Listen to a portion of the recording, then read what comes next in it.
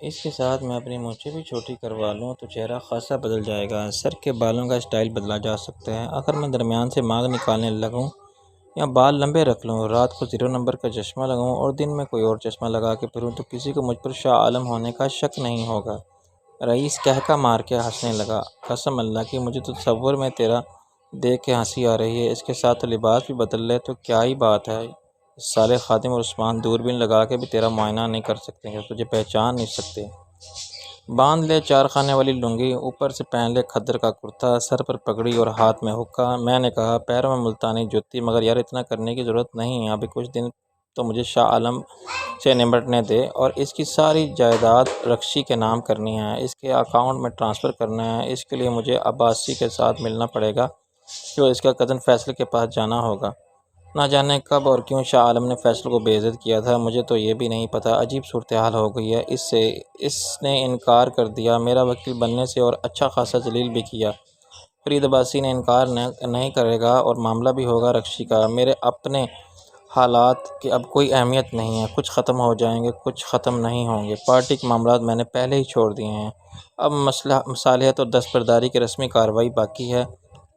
میں شاہ عالم اور اس کے مسائل سے دستبردار ہو جاؤں گا اور آزاد پھروں گا، پھر میں سوچوں گا روپوشی کا کوئی مؤثر طریقہ، شاہ عالم بن جاؤں، یا اس کے پاس بیک وقت 3 پاسپورٹ ہیں، برطانیہ اور کینیڈا کے۔ میں کہیں بھی چلا جاؤں اور جانے سے پہلے پریس کانفرنس ضرور کروں، یا وہاں جا کے اعلان کروں کہ میرا ارادہ اب لوٹ کے آنے کا نہیں ہے، تو اس کی میں 101 وجوہات بتا سکتا ہوں کہ یہاں میرے ساتھ کیا ہوا۔ سیاستدانوں نے اور بیوروکریٹس نے، پولیس نے اور میرے اپنے ساتھیوں نے مجھے جیتنے نہیں دیا اور مجھے بہت مارا، اور اب پھر مجھے خطرہ تھا کہ میں پاکستان میں رہا تو مجھے خود کاروباری مشینری قتل کروا دے گی، پھر کچھ عرصہ باہر خاموشی سے ان دیکھ سکتا ہوں، ایسے پاکستان لوٹ آؤں کہ کسی کو کانوں کان خبر نہ ہو۔ 3 ملکوں کا شہری کہیں بھی آسانی سے غائب ہو سکتا ہے۔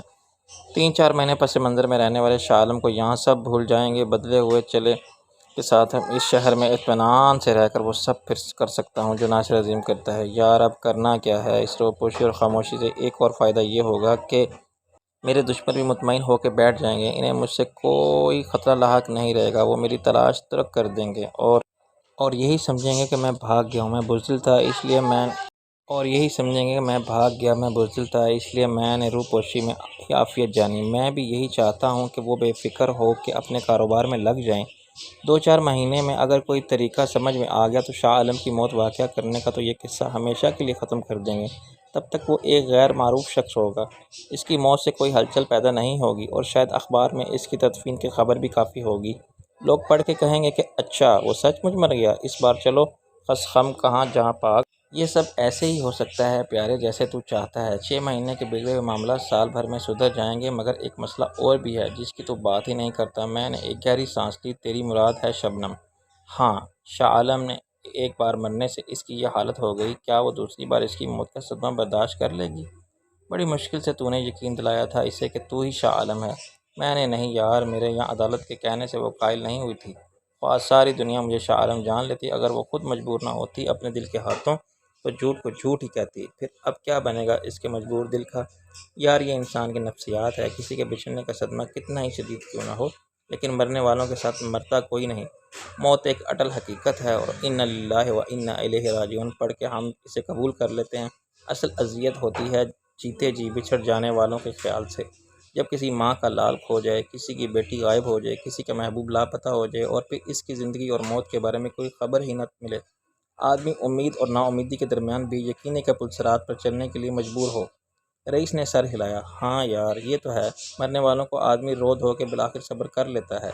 شاہ عالم مر جائے گا تو شبنم خودکشی نہیں کرے گی، اس کے لیے جذباتی صدمہ زیادہ شدید ہوگا کہ شاہ عالم کو اس نے کھو کے پایا ہی تھا کہ اس بار اپنانے میں بھی کامیاب ہو گئی تھی کہ موت نے اسے پھر چھین لیا۔ ممکن ہے یہ صدمہ وقتی طور پر اس کو پاگل کر دے، مگر وہ بڑی مضبوط قوت ارادی رکھنے والی لڑکی ہے۔ ایسے لوگ خودکشی نہیں کرتے، وہ بالآخر حقائق سے سمجھوتا کر لے گی اور سب کچھ بھول جائے گی۔ زندہ رہنے کے لیے ضروری ہے کہ آدمی موت کو بھول جائے۔ رئیس کو رات کے آخری پہر میں نیند آ گئی، مگر میں جاگتا رہا۔ میرے ذہن میں خیالات کا ایک طوفان بلاخیز موجز بن چکا تھا، جس میں میرا وجود کسی تنکے کی طرح ماضی اور حال کے نشیب و فراز میں بھٹک رہا تھا۔ یہ رات اس لہر کی طرح تھی جس نے مجھے یقین کے ساحل کی طرف اچھال دیا تھا۔ شراب کی طرح نظر آنے والے بے وجود مستقبل کے پیچھے دوڑنے والا ناصر عظیم یقین کے سہاروں اور اعتبار کے رشتوں سے محروم ہو کے اکیلا رہ گیا تھا۔ وہ خود اپنی نظر میں اپنی شناخت کھو بیٹھا تھا اور ڈرتا تھا کہ اس کا اپنا سایہ بھی اس کا ساتھ نہ چھوڑ دے۔ شاہ عالم بن کے وہ ایک ہجوم میں گر گیا تھا جس میں صرف خود غرض، بے مروت اور نامہربان چہرے ہی تھے۔ خلوص و مہر وفا سے نہ آشنا بے حس آنکھیں تھیں، زہریلی زبانیں تھیں اور پتھر اٹھانے والے ہاتھ تھے، لیکن وہ رات جو اب ختم ہو رہی تھی، طوفان کے آخری تھپیڑے کے بعد سلامتی کے ساحل کی امید رکھتی تھی، اور نا امیدی کے تاریک افق پر صبح کے آثار میں میری نگاہ امید کا روشن کنارہ دیکھ سکتی تھی۔ اس رات نے مجھے حوصلہ دیا تھا کہ میں پرفریب مجبوریوں کی ہر زنجیر کو توڑ سکوں۔ میں خود فریبی کے حصار سے نکل کر آیا تھا، اور اب مجھے اپنی اصل زندگی کے ٹوٹے ہوئے رشتے کو پھر سے جوڑنا بالکل ناممکن نہیں لگتا تھا۔ قمر اور ڈاکٹر فاروق کی شادی میں ناصر عظیم کو کس نے نہیں بلایا تھا، مگر وہاں شاہ عالم کے ساتھ غیرت کا اظہار اور دیدہ دانستہ بد اخلاقی کا مظاہرہ در حقیقت کیا تھا؟ کیا وہ شکایت کے رنج اور دکھ کے غصے کا اظہار نہیں تھا، یا اس انکار کے پردے میں کیا اپنائیت کا اقرار پینا نہیں تھا، احتجاج کا اعتراف نہیں تھا؟ کیا وہ شاہ عالم کے آنے پر نہیں، ناصر عظیم کے آنے پر غم زدہ ہیں، اس خوشی پہ موقع پر دکھی ہیں کیونکہ ناصر عظیم ان کی خوشیوں میں شریک نہیں ہے؟ وہ سب رنجیدہ تھے اور خفا تھے، اس لیے کہ اب تک وہ ناصر کے عظیم کو بھولے نہیں تھے۔ ان کے احساس کے زخم تازہ تھے، درد کا رشتہ ابھی باقی تھا۔ اگر ایسا نہ ہوتا، اگر شاہ عالم کوئی اجنبی ہوتا یا وہ ناصر عظیم کو سچ مچ بھول چکے ہوتے تو ان کا یہ رویہ نہ ہوتا۔ بن بلائے اگر مسلم لیگ یا پیپلز پارٹی کا کوئی رہنما آ جاتا تو انہیں کیا فرق پڑتا، لیکن شاہ عالم کوئی سیاسی لیڈر نہیں تھا، وہ ناصر عظیم تھا، جسے دیکھ کے ان کو یوں لگتا تھا جیسے وہ ان کے زخموں پر نمک پاشی کرنے آیا ہے۔ انہوں نے نہ جانے کتنی مشکل سے اس کو نظر انداز کر کے بھول جانے اور مدعو نہ کرنے کے فیصلے پر عمل کیا تھا۔ ناصر عظیم پھر بھی شاہ عالم کے بھیس میں آ گیا تھا، جیسے چور، ڈاکو اور مفرور مجرم قانون کی نظر سے بچ کے بہنوں کی رخصتی کے وقت پہنچ جائیں، تب بھی اپنا اصل چہرہ کسی کو نہیں دکھاتے۔ ڈاکٹر فاروقی نے مجبوری میں مجھے خوش آمدید نہیں کہا تھا، مگر سب کے سامنے اس نے مجھے بے عزت بھی نہیں کیا تھا۔ اس کے جذبات میں کوئی فرق نہیں پڑا تھا۔ قمر سے میں ملا ہی نہیں تھا، مگر خان اعظم اپنے جذبات پر قابو نہ رکھ سکے تھے۔ چندا نے بھی بے اتنائی کا شعوری اندازہ اپنا کے مجھے یہ واضح کر دیا تھا کہ میرا یہ جرم قابل معافی نہیں، لیکن ان کا یہی رویہ اس بات کا ثبوت تھا کہ وہ اب تک مجھے اپنے دل سے نکال نہیں سکے تھے، اور ناصر عظیم دوبارہ ان کے دل میں جگہ بنانا مشکل ضرور ہوگا، ناممکن نہیں۔ کب تک اپنے دل کے دروازے بند کیے ناصر عظیم کو کیسے نظر انداز کر سکتے ہیں، کب تک اسے انکار کر سکتے ہیں، اس کے ساتھ غیرت کا جھوٹا ڈرامہ رچانے کی اذیت تو کر سکتے ہیں، بالآخر انہیں اس کو اپنانا ہی ہوگا اور مجبور ہوں گے کہ گھر لوٹ آنے والے کے لیے دروازے کھول دیں اور اسے پرانی اپنائیت بھرے انداز کے ساتھ گلے لگا لیں۔ نہ جانے کب میں نے محسوس کیا کہ میں رو رہا ہوں، اور پچھتاوے کے ہی نہیں، خوشی کے آنسو بھی تھے۔ ایک خواب آنکھوں میں اتر آتے ہیں، کھڑکیوں پر صبح کی سفیدی پھلنے لگی اور مجھے یوں محسوس ہو رہا تھا آزمائش اور عذاب کی آخری رات کے بعد یہ میری اپنی وہی پرانی جانی پہچانی دلدار صبح ہے، جس میں سب کچھ وہی ویسا ہی جیسا ناصر عظیم کے لیے تھا۔ مجھے یوں لگا جیسے کال کوٹری میں 6 مہینے تک پھانسی گھاٹ پر اپنی موت کا سامنا کرتے جاگتے دیکھنے والا وہ قیدی ہوں جو اچانک بے گناہی کی ہونے پر اپنے گھر پہنچ گیا ہو، اور اپنے گھر کے آنگن میں دوبارہ سے اس صبح کو پھر دیکھ رہا ہو جس کا تصور بھی پھانسی گھاٹ کے قیدی کو تاریکی میں ناممکن تھا۔ اس گزر جانے والی رات نے مجھ پر ایک احسان یہ بھی کیا کہ مجھے خادم اور عثمان جیسے سفاک اور بے ضمیر دشمنوں کی غلامی سے رہائی عطا کی تھی۔ وہ میرے اغوا کی کوشش میں ناکام ہو جاتے تو شاید اس کا صبح کا اجالا شاہ عالم کے کسی گمنام مدفن کی گہرائی تک نہ پہنچ سکتا، اور کوئی نہ جان پاتا کہ میں کون ہوں۔ ناصر عظیم تھا جو لوٹ کے اپنی زندگی کی طرف، اپنے خوابوں کی طرف، سچائی کی طرف، عافیت کی طرف جانا چاہتا ہے، لیکن قدرت کے بچانے والے ہاتھ نے مارنے والے کو روک لیا تھا اور مجھے بخش دیا تھا۔ میرے لیے ایک جھوٹی، مکروہ، فریب، لالچ اور ہوس اقتدار سے بھری ہوئی اور بحروب میں گزری ہوئی زندگی کی سزا کو قدرت نے کافی سمجھ کے مجھے نفرت کی بے سکونی، خوف کی اذیت، اکیلے پن کا عذاب، 6 ماہ کی قید کے ساتھ ملنے والی مشقت کی طرح اس طرح کرنا پڑا، مگر میرے اعمال کی خرابی اور گناہوں کی سنگینی نے مجھے اپنی خوش قسمتی اور خدا کی رحمت اور عنایت بھی عطا فرمائی تھی کہ میں نے اب پھر اپنی زندگی جینے کا حق حاصل کر لیا۔ عثمان جیسے خطرناک دشمنوں کی سازش کے جال کو توڑ کے نکل آیا۔ میں رئیس کو سوتا چھوڑ کر باہر نکل آیا۔ ابھی سورج نہیں نکلا تھا مگر آسمان روشن تھا۔ بیرونی گیٹ منتقل تھا اور اندر کیبن میں 30 مارخان کرسی پر مستعد بیٹھا اپنی مونچھوں کو نہ جانے ان کون سا تاؤ دے کے ہیئر ٹانک پلاتے ہوئے شیشے میں اپنی صورت ملاحظہ فرما رہا تھا۔ وہ عجیب شخص تھا۔ میں نے اسے ہمیشہ پہرے پر دیکھا اور وہ کبھی بھی سوتا نہیں تھا یا غافل نظر نہیں آتا۔ عام طور پر رات کو اور دن کو چوکیدار الگ ہوتے ہیں اور جو دن میں چوکیدار کی ضرورت محسوس نہیں کرتے وہ رات کے چوکیدار کو 12 گھنٹے سے زیادہ نہیں رکھتے۔ ایک 30 مارخان تھا جو 24 گھنٹے ڈیوٹی دیتا تھا۔ مجھے دیکھ کے اس نے مونچھیں ہلائیں اور مسکرایا۔ السلام علیکم صاحب۔ میں نے کہا وعلیکم السلام۔ کیا بات ہے 30 مارخان، تم کیسے ہو؟ تم سوئے نہیں؟ نیند کی ضرورت محسوس نہیں ہوتی تمہیں؟ اس نے آئینہ رکھ دیا۔ جناب علی، ہم ادھر 6 گھنٹے سوتی ہے۔ میں نے حیرانی سے کہا کب سوتی ہے تم؟ میں نے تو کبھی نہیں دیکھا۔ اس نے کہا ہم سوتی ہے صاحب، 1 گھنٹہ میں 15 منٹ، 4 گھنٹہ میں 1 گھنٹہ پورا کرتی ہے۔ میں پوچھا کے رہا کیا مطلب؟ تم 24 گھنٹے یہی کرتے ہو؟ 15 منٹ سو کے 6 گھنٹے پورے کر لیتے ہو؟ اس نے سر ہلایا۔ آپ کاغذ پر حساب کرتی، جواب ٹھیک ہے۔ میں نے کہا بندہ خدا، حساب کے قاعدے کی روز سے تو کچھ اور پورے ہو جاتے ہیں اس طرح، مگر یہ بھی کوئی طریقہ ہے؟ وہ مسکرانے لگا۔ اپنا اپنا طریقہ ہوتی ہے جناب۔ آپ صبح کی سیر کے واسطے جاتی ہے؟ ہاں، اجازت نہیں دیتی؟ کیا باہر جانے کے لیے مجھے تم سے اجازت لینی ہوگی؟ ہم گیٹ نہیں کھول سکتی جناب علی، رئیس خان صاحب کا حکم ہے۔ میں نے خفگی سے کہا فضول باتیں مت کرو، چابی نکالو۔ اس نے تلاشی دینے کے انداز میں ہاتھ اٹھا دیے۔ چابی میرے پاس نہیں ہوتی، رئیس خان صاحب لیتی ہے۔ میں غصے میں اندر گیا اور لات مار کے رئیس کو جگایا۔ ارے یہ کیا ہے یار، تو نے قید کر رکھا ہے مجھے یہاں؟ وہ آنکھیں ملتا اٹھ بیٹھا۔ رات بھر جاگنے کے بعد تو منہ اندھیرے کیا مسجد جا رہا ہے نماز پڑھنے؟ میں نے کہا میں جا رہا ہوں ربڑی کھانے، تجھے کیا؟ دیکھ یار، رات کو کیا کہا تو نے اور صبح کیا ضد کر رہا ہے؟ سالے شکر کر زندہ سلامت یہاں پہنچ گیا تھا، باہر گیا تو لوٹ کے آنا نصیب نہیں ہوگا۔ سارے شہر کی پولیس اور ان کے مخبر تلاش کرتے پھر رہے ہیں تجھے، خدا بخش مندرال کے نمک خوار بھی تیرے خون کے پیاسے ہو رہے ہیں، تجھے کچھ دن ایسے غائب رہنا چاہیے۔ میں نے ہار مان کے کہا لیکن یار مجھے کچھ کام نپٹانے ہیں۔ اس نے میری دیر کو مسترد کر دیا۔ ایسا کوئی کام نہیں، اور تو تمہیں پتہ ہے ہم سے نہ ہو تو کہنا۔ میں نے کہا میں بات کرنا چاہتا تھا فرید عباسی سے، ابھی وہ سو رہا ہوگا اور بات کرنے کے لیے باہر جانا ضروری نہیں ہے۔ موبائل فون آخر کس کے لیے ہے؟ میں نے میز پر رکھے ہوئے اپنے اور اس کے موبائل فون کو دیکھا۔ بات کی حد تک ٹھیک ہے مگر مجھے عباسی کے ساتھ وکیل کے آفس تو خود ہی جانا پڑے گا نا۔ دیکھ پیارے، اب تو ہے ہمارا مہمان، دل جگر جان، سب پہلے بھی تھا مگر اب تیری حفاظت کرنا اپنی ذمہ داری ہے۔ تو نے جو کہا وہ اچھی طرح سمجھ میں آ گیا ہے، اپنی اور مجھے بھی اس کے مطابق چلنا ہے۔ احتیاط کے ساتھ اور سوچ سمجھ کے قدم نہ اٹھایا تو سب چوپڑ ہو جائے گا بیٹا۔ وہ کیا کہتے ہیں، دھوبی کا گدھا، نہ گھر کا نہ کاٹ کا۔ گدھا نہیں، کتا ہے محاورے میں۔ ابے محاورہ غلط ہے، اپن نے تو دیکھا نہیں کسی دھوبی کے پاس کتا، ایک گدھا ضرور ہوتا ہے۔ مطلب یہ تھا کہ ابھی شاہ عالم کی پوزیشن بہت خطرناک ہے، تجھے بہت سنبھل کے رہنا ہوگا۔ اس کا مطلب یہ نہیں پیارے کہ اب ہم 24 گھنٹے رئیس خانے سے باہر نہیں نکلیں گے۔ آج میں کرتا ہوں کچھ بندوبست، ایک تو مجھے یہ جگہ بھی محفوظ نہیں لگتی، کچھ دن کہیں اور رہیں گے۔ ایک جگہ ہے میری نظر میں، کیا پتہ تجھے کسی نے میرے ساتھ یہاں آتے جاتے دیکھا ہو؟ دیکھا تو کل شام بھی تھا، وہ موٹر سائیکل والا لونڈا جس کی شرٹ پر لکھا ہوا تھا لو می بیبی، وہ یہیں سے ہمارے پیچھے لگا تھا۔ اس کے علاوہ خدا بخش مندرال کے گھر میں اس کے ملازم، سیاسی مشیر اور دوست بھی شاید جانتے ہوں گے کہ تو نے وہی ہماری ملاقات کے معاملے میں اہم کردار ادا کیا تھا۔ میں نے کہا تیرا میرا تعلق کسی سے چھپا ہوا ہے یار؟ وہ بولا۔ میں نے کہا پھر تو یہاں کوئی بھی آ سکتا ہے کسی بھی وقت۔ یار تو پریشان مت ہو، پولیس چھاپا مارے یا گرفتار کر لے مجھے، تفتیش کے لیے خانہ تلاشی لیں مگر تجھے برآمد نہیں کر سکتی یہاں سے۔ میں نے کہا تو کیا مجھے جادو سے غائب کر دے گا؟ جادو نے نہیں پیارے، یہ اپنی دور اندیشی تھی کہ جب رئیس خانے کا نقشہ بنایا تو یہ بات نہیں بھولے کہ آنے جانے کا ایک خفیہ راستہ ضرور ہونا چاہیے۔ ہم جیسے لوگوں کا کیا ہے، کبھی ایک دم سر پر پاؤں رکھ کے بھاگنا پڑے تو لگتا ہے، اور کچھ ایسا کہ تیرے ساتھ ہمیں بھی روپوش ہونا ہی پڑے گا۔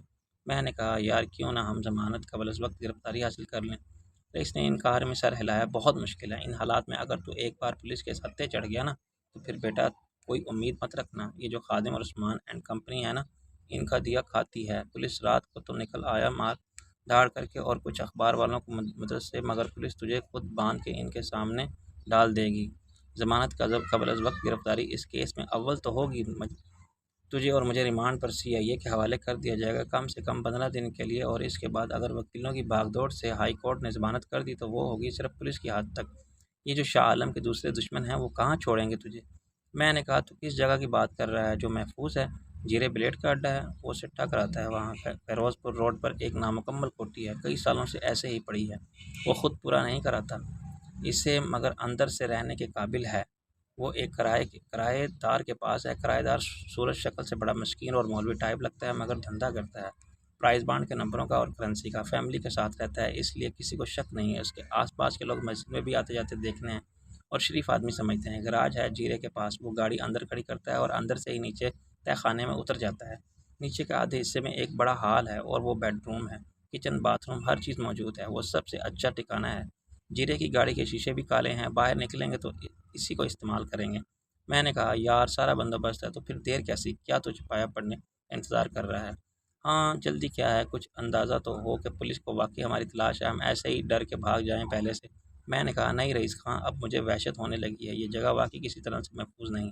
رئیس نے 30 مار خان کو طلب کیا اور اسے کچھ ہدایت دی، باہر سے تالے لگا، گیٹ بند کر اور گاڑی لے کے دفع ہو جا، اور جب تک میں نہ بلاؤں خبردار۔ جو ادھر کا رخ بھی کیا، ہم دفع ہوتی ہے جناب رئیس اعظم۔ اس نے سیلوٹ کیا اور چلا گیا۔ اس کے جانے کے آدھے گھنٹے بعد پولیس کی نفری نے چھاپا مارا، مگر وہ گھنٹیاں بجا کے اور دروازے کو پیٹ کر واپس چلے گئی۔ انہیں اندازہ ہو گیا تھا کہ گھر معطل ہے اور اندر کوئی بھی نہیں ہے۔ تالے توڑ کے اندر آنے کی حماقت انہوں نے نہیں کی۔ رئیس نے بڑے اطمینان سے نہا دھو کے کپڑے بدلے اور یہاں تک کہ سورج خاصن اوپر آ چکا تھا۔ میرا بھوک سے بھی برا حال تھا، مجھے صبح کے اخبار دیکھنے کی جلدی تھی۔ آزاد صاحب بنانے کے لیے دوسرے اخباری نمائندوں کو بھی ساتھ لے آئے تھے۔ انہوں نے اس طرح ایک خصوصی خبر کی قربانی دی تھی، ورنہ وہاں تو عثمان کے بازیاب ہونے کی سنسنی خیز اطلاع صرف اخبار ہی دیتا۔ دوسرے سب اخبارات نے کیا خبر دی اور پولیس کے آنے کے بعد خادم اور عثمان نے کیا بیان دیا، یہ سب مجھے معلوم نہیں تھا۔ ثبوت اور گواہی کے بغیر بھی وہ کہہ سکتے تھے کہ ساری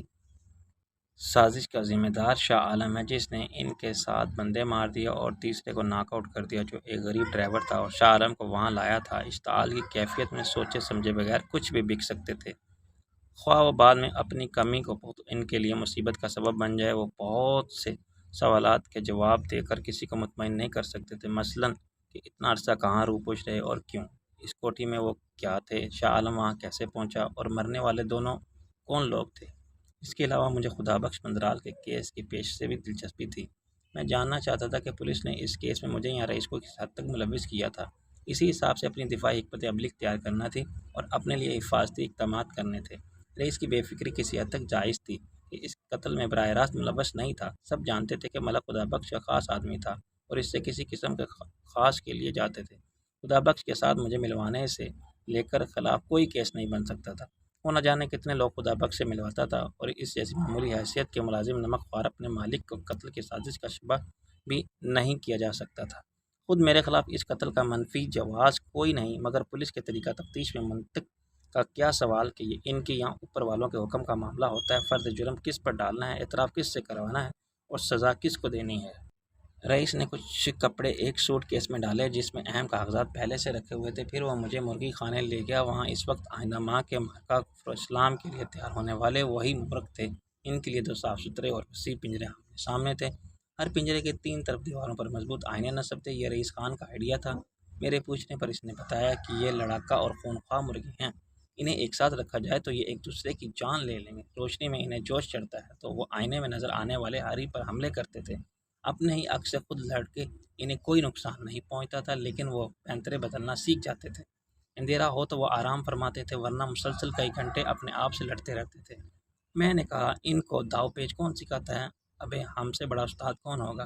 ساری عمر کیا کیا ہے؟ یہی کام۔ میں نے کہا ساری عمر کرکٹ میچ دیکھنے والا نہ کرکٹ کھیل سکتا ہے نہ کرکٹ کا کوچ بن سکتا ہے، ایک استاد بھی ہے۔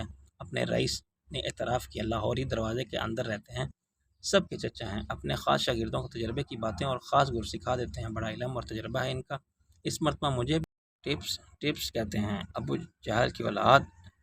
ہاں یار وہی نا۔ اس نے کہا اس بار معاملہ صرف عمران خان کا ہی نہیں پاکستان کا بھی ہے۔ میں نے کہا یار یہاں مرغیاں کوئی نہیں، یہ بیچلر مرغ ہیں، ابھی یہ عام انڈے پیدا کرنے والے مرغ نہیں ہیں۔ میں نے کہا مگر یار یہ تو ظلم ہے نا، ان کے جذبات۔ یار پہلوان جب لنگوٹ کس لیے لیتے ہیں، پھر کسی کی طرف آنکھ اٹھا کے نہیں دیکھتے، سوائے اپنے حریف کے آنکھیں لڑانے لگیں اور عشق لڑانے لگیں تو پھر خود نہیں لڑ سکتے۔ اس نے ایک خالی پنجرے میں داخل ہو کے دیوار اور فرش کے سنگم پر پاؤں سے دباؤ ڈالا، فرش پر بڑی خاموشی سے 3 فٹ مربع کا خلا نمودار ہو گیا۔ اس کے نیچے سیڑھیاں نظر آ رہی تھیں۔ مرغی خانے کی لائٹ بجھا کے اس نے مجھے اشارہ کیا، چل اتر جا اللہ کے نام لے کے، ڈر مت، میں ابھی آ رہا ہوں تیرے پیچھے۔ ڈر کیسا یار، میں نے کہا، اور احتیاط سے نیچے اترنا آخر تک روشن ہے۔ یہ زینہ ایک تہ خانے میں ختم ہوا۔ رئیس نے نیچے اتر کے اوپر کا فرش برابر کر دیا تھا اور زینے میں قبر جیسی تاریکی پھیل گئی تھی۔ رئیس نے آگے بڑھ کے تہ خانے کا معطل دروازہ کھولا تو ہم ایک آراستہ بیڈ روم میں داخل ہوئے۔ نیچے ایسے ہی 2-4 اور بیڈ روم تھے اور ان کے ساتھ آرام و آسائش کی ہر چیز تھی۔ بلا شبہ اس تہ خانے میں کوئی مہینوں روپوش رہ سکتا تھا۔ زندگی کی ہر نعمت جو اوپر میسر تھی نیچے بھی فراہم کی گئی تھی۔ رئیس مجھے کچن کے ساتھ والے اسٹور میں لے گیا۔ وہاں ایک اور سلائڈنگ گیٹ سے ہم پھر اوپر جانے والے زینے پر چڑھے۔ رئیس نے میری طرف داد طلب نظروں سے دیکھا۔ پیارے، تو نے دیکھا سائنس کہاں ہے؟ میں نے کہا، ہر گاڑی میں اب باؤنس تھوڑی ہوتے ہیں، ایک بٹن پر انگلی رکھنے سے شیشہ چڑھتا ہے۔ بڑے شہروں میں ایسے دروازے بھی عام ہیں جو کسی کے قریب آنے پر خود کھل جاتے ہیں اور پھر خود ہی بند ہو جاتے ہیں، مگر اس میں کوئی شک نہیں کہ تیرا حفاظتی انتظام پسند آیا مجھے۔ اس نے اوپر کا دروازہ کھولا اور ہم ایک تاریک کمرے میں طلوع ہوئے۔ رئیس نے لائٹ جلائی تو مجھے وہاں کھڑی ہوئی چھوٹی سی گاڑی نظر آئی۔ یہ سب سے عام سفید رنگ کی سوزوکی مہران تھی جس کے شیشے سیاہ تھے۔ رئیس نے گراج کا شٹر والا گیٹ اٹھانے سے پہلے کار کی چابی مجھے دی تو اسٹارٹ کر اسے اور باہر نکال۔ رئیس نے کہا۔ میں نے گاڑی اسٹارٹ کی اور پیچھے دیکھا تو مجھے ایک گلی دکھائی دی۔ رئیس نے شٹر گرا کے لاک کیا اور میرے ساتھ آ بیٹھا۔ پہلے یہ دکان تھی، میں نے خریدی اور اس کا راستہ تہ خانے سے بنا دیا۔ میں نے کہا، اس کی وجہ سے ہم بچ گئے، پولیس کا کیا پتہ باہر ڈیرا ڈال کے بیٹھے ہوتے۔ وہ ہنسا۔ بیٹھے رہیں سالے جب تک جی چاہے، اپن چاہے تو گھر میں ہی رہیں، جب چاہیں آئیں جائیں، کسی کا باپ نہیں دے سکتا، مگر کیا ضرورت ہے خطرہ مول لینے کی، بس اپنے شیروں کو دیکھ بھال کے لیے ایک چکر لگانا پڑے گا۔ میں نے سڑک پر آ کے گاڑی کا رخ سابق پولیس انسپکٹر فرید عباسی کے گھر کی طرف کر دیا۔ بازار سے کیوں، گھر چل کے ناشتہ کریں گے، اپنی بیوی کے ہاتھ کا بنایا ہوا۔ رئیس ہنسنے لگا۔ سالے اسے کہتے ہیں رام رام، چپنا پرایا مال اپنا۔ مرنے والے کی روح کو کتنی تکلیف ہوگی اس بات سے، مرنے والے کی وجہ سے نہ جانے کتنے بے گناہ اور مظلوموں کی روح بے چین ہوگی اور ان کے لواحقین اس جامع روحانی عذاب کا شکار ہوں گے۔ رئیس بولا، یار ویسے عورت ہر لحاظ سے A1 تھی، شاہ عالم نے قدر نہیں کی، مگر اسے قدر دانوں کی کیا کمی تھی۔ تیرے ریٹائر ہوتے ہی دوسرا آ گیا میدان عشق میں چھلانگ لگا کے جمالو کرنے۔ میں ہرگز اس کا ہے جمالو کرنے والا پرستار نہیں تھا۔ ایک بات پوچھوں، اپنے ایمان سے بتا، یہی پوچھے گا نا کہ میں نے کبھی موقع فائدہ اٹھایا یا اس کی کوشش کی، اور کسی کو اپنی پارسائی کا یقین دلانے کی ضرورت بھی نہیں مجھے۔ آدمی کا سب سے بڑا محتسب ہوتا ہے خود اس کا ضمیر، ورنہ اوپر خدا تو سب دیکھ ہی رہا ہے۔ مگر تو یہ بات پوچھے تو مجھے تکلیف ہوگی، تو جانتا ہے مجھے روز اول سے تجھ سے کچھ چھپایا ہے میں نے کبھی؟ وہ کچھ شرمسار ہوا۔ یار خیال تو آیا ہوگا، ہاں شیطان ورگلاتا ضرور ہے، آدم کو بھی اور حوا کو بھی، اس کا تو روز ازل سے یہی کام ہے، مگر یار وہ بھی مضبوط کردار والی عورت ہے، ورنہ ہم اتنا عرصہ دن رات ساتھ رہے ہیں، تنہائی بھی میسر تھی، اور کسی ایک طرف سے کوئی بھی جذباتی یلغار کرتا تو دوسرے کے ضبط کی دیوار پہلے ہی ریلے میں گر جاتی۔ مرد یا عورت دو انتہائی آتشگیر قسم کے ماتوں سے بنے ہیں، بے احتیاطی کے ایک چنگاری سے بھی دھماکہ ہو جانا عین ممکن ہے، اور بالکل فطری بات یہ ہے کہ بعد میں نے اسے 2 ٹوک الفاظ میں سمجھا دی تھی کہ میں آدم ذات خطا کا پتلا ہوں اور بہت کمزور ہوں، میرے سارے دعوے اپنی کوشش کی حد تک ہیں۔ وہ سمجھ گئی اور اس نے کبھی خلوت میں بھی اتنا قریب آنے کی کوشش نہیں کی کہ میری کوشش بے معنی ہو جاتی۔ لیکن میں اتفاق کرتا ہوں تیری بات سے، رخشی بلا شبہ شاندار عورت ہے، حسن صورت سے بھی اور سیرت سے بھی۔ تجھے کیا لگتا ہے اپنے عباس صاحب پر عشق کے زکام کا حملہ ہو گیا ہے؟ میں نے کہا، خدا کرے کہ ایسا ہی ہو، یہ فیصلے تو آسمان پر ہوتے ہیں، مگر مجھے یہ خیال ضرور آتا ہے کہ وہ ایک دوسرے کے لیے ہی بنے تھے، دونوں ایک جیسے حالات کی آزمائش سے گزرے، ایک ناآسودہ اور ناکام ازدواجی زندگی دونوں نے گزاری، شاید وہ ایک دوسرے کے زخموں کا مداوا بن سکتے ہیں، ان کا ایک دوسرے کے درد کو سمجھنا ضروری ہے، اور میں یہ محسوس کرتا ہوں کہ ان کی فطرت میں اتنی لچک ہے کہ وہ ایڈجسٹ کر لیں گے اور بہت خوش رہیں گے۔ میری یہ بات جن حالات کی پیش گوئی تھی وہ نوشتہ تقدیر کی طرح خود سامنے آ رہے تھے۔ عباسی کا یہ گھر زیادہ بڑا نہیں تھا، وہ کوٹھی جو اس کی پہلی بیوی اپنے ساتھ جہیز میں لائی تھی قانونی طور پر عباسی کی ملکیت ضرور تھی، مگر وہ وہاں رہنا پسند نہیں کرتا تھا۔ راوی پارک کی اسکیم میں اس کا 13 مرلے کا پلاٹ بنا ہوا خوبصورت گھر ان کی ضروریات کے لیے کافی تھا۔ اس میں ایک ماسٹر بیڈ روم تھا جو عباسی کی ماں کے تصرف میں رہتا ہے، دوسرا بیڈ روم عباسی کا تھا، تیسرا گیسٹ بیڈ خالی پڑا رہتا تھا، مگر اب رکشی کے پاس تھا۔ رات کے وقت وہ عباسی کی ماں کے کمرے میں سوتی تھی، اسے اکیلے میں ڈر نہیں لگتا تھا، اس کی دور وجود میں تھی۔ ایک تو اس کی اور عباسی کی ماں آپس میں خوب بن رہی تھی۔ عباسی کی ماں اور بہت عرصے بعد کوئی رفیق تنہائی ملا تھا جس سے وہ دل کی بات کہہ سکتی تھی، اور رکشی ایک صابر اور ہمدرد اور سامعہ ثابت ہوئی تھی۔ دوسری بات یہ تھی کہ رکشی اپنے اور عباسی کے تعلقات کی نوعیت کے بارے میں اس کی ماں کے دل کو شکوک سے پاک رکھنا چاہتی تھی۔ باہر کا گیٹ رئیس نے کھولا تو میں گاڑی اندر لے گیا۔ گیٹ کے سامنے والے پختہ فرش کے نیچے واٹر ٹینک تھا۔ اس کے بعد گیراج تھا جہاں گاڑی رات کے وقت شٹر گرا کے بحفاظت کھڑی کی جا سکتی تھی۔ گیراج کی عقبی دیوار میں سے ایک دروازہ اندر کی طرف گیلری میں کھلتا تھا۔ دائیں ہاتھ پر مختصراً سا باغیچہ اور لان تھا، تقریباً 10 فٹ چوڑا اور 20 فٹ لمبا۔ اس کے وسط میں بیت کی کرسیاں پڑی ہوئی تھیں۔ گاڑی کی آواز پر خود رکشی باہر آئی۔ ارے تم آؤ، میں نے کہا۔ ہم تو خیر آ گئے ہیں، مگر گھر والوں کو خبر نہیں؟ گھر میں ڈاکو آ جائیں یا بن بلائے مہمان، تم ان میں سے کچھ بھی نہیں ہو۔ مسکرائی، تم گھر والے ہو؟ رئیس خان نے آ بھر کے فرمایا۔